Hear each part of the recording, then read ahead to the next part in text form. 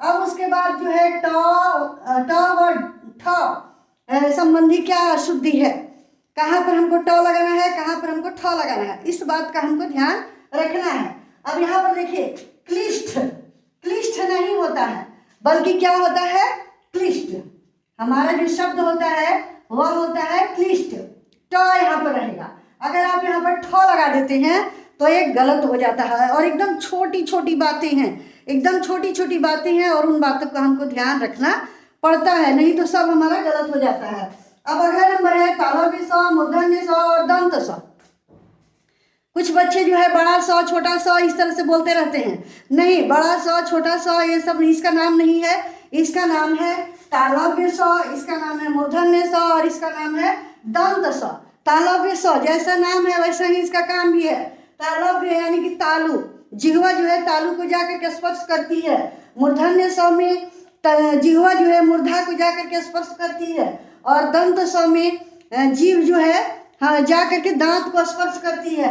तो इस तरह से तालव्य स, मूर्धन्य स और दंत स अक्सर लिखते समय चाहे बोलते समय जो है गलत हो जाता है। अब यहाँ पर देखिए स, दंत स लगा हुआ है, जबकि यहाँ पर क्या होगा, यहाँ पर जो है दंत स लगा हुआ है और यहाँ पर होगा हमारा तालव्य स और इसका उच्चारण हो जाएगा प्रशंसा। प्रशंसा, तालव्य स का उच्चारण श होता है क्योंकि हमको जिह्वा को ले जाकर के तालु को स्पर्श करना है। उसी तरह से मूर्धन्य स में हमको जिह्वा को ले जाकर के मूर्धा को स्पर्श करना है, तब जाकर के हमारा उच्चारण सही होगा। और लिखते समय भी हमको उस चीज का ध्यान रखना है। अब देखिए यहाँ पर स्थान संबंधी अशुद्धियां, स्थान संबंधी कहाँ पर हमको कौन सा वर्ण लगाना है तब जाकर के हमारा सही होगा। अब यहाँ पर देखिए चिन्ह, चिन्ह नहीं होता है, क्या होता है, चिन्ह। क्या होता है, चिन्ह। यहाँ पर ह लगेगा, बीच में ह लगेगा। यहाँ पर देखिए तीसरे नंबर पर ह लगा है तो यहाँ पर गलत हो जाएगा।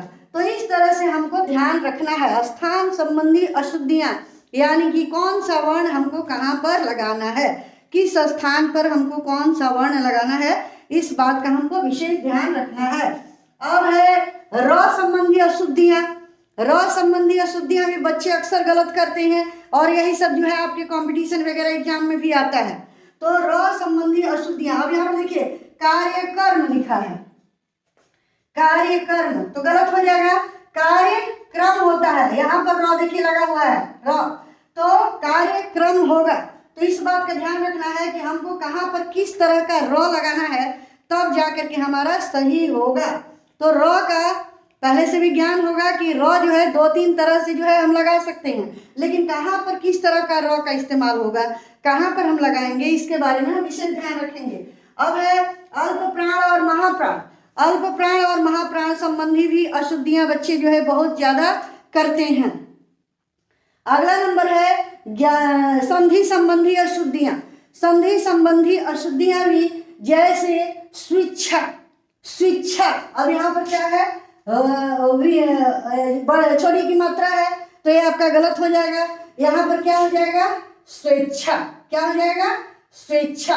तो ध्यान रखना है, संधि अगर जो हम इसको अलग करते हैं तो स्व जोड़ इच्छा हो जाएगा, स्व जोड़ इच्छा, तो हमारा हो जाएगा स्वेच्छा। क्या बन जाएगा, स्वेच्छा। तो इस तरह से हमको ध्यान रखना है, संधि संबंधी अशुद्धियों का भी हमको ध्यान रखना है।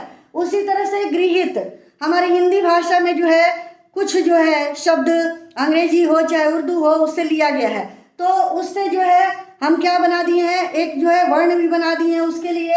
जैसे यहाँ पर देख लीजिए, जिसको कि हम लोग बोलते हैं आगत भी बोलते हैं, गृहीत यानी कि ग्रहण किया गया है, लिया गया है, अपनाया गया है। डॉक्टर, तो डॉक्टर का यहाँ पर देखिए इस तरह का हम चिन्ह लगाते हैं, डॉक्टर।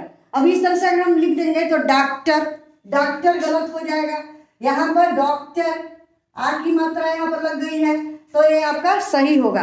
तो इस तरह से बोलते समय चाहे लिखते समय जो है अशुद्धियों पर ध्यान देना चाहिए। और कंपटीशन वगैरह का जो एग्जाम है उसमें जो है अक्सर जो है इस तरह के क्वेश्चन पूछे जाते हैं। तो चाहे स्टूडेंट हो चाहे कंपटीशन वाला स्टूडेंट हो, इस बात का विशेष रूप से ध्यान रखेंगे, आपका कहीं भी गलत नहीं होगा और आपके मार्क्स जो है फुल मिलेंगे। अगर आप सही बना देंगे तो ग्रामर में जो है आपको मैथ्स की तरह जो है नंबर मिलते हैं। धन्यवाद।